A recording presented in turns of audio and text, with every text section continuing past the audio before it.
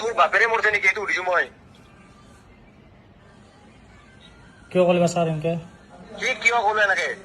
দুদিন তিনদিন ধৰি এইবিলাক ধোৱা বজাই আছে, মতলব নাই, কামৰ মতলব নাই।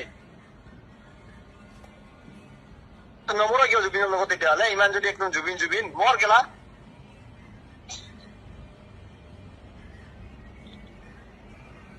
তই কামৰ চিৰিয়াছনেছটো বুজ নে নুবুজ? হা, সৰু সদায় গৈছিলো তাতে থাকবা, মৰ ভাই একেলগে যা। সতীদাহ প্ৰথা আছিল ন আগত, মনত আছে নে নাই? গিৰেক মলে ঘৈণীয়েকক জ্বলাই দিয়ে।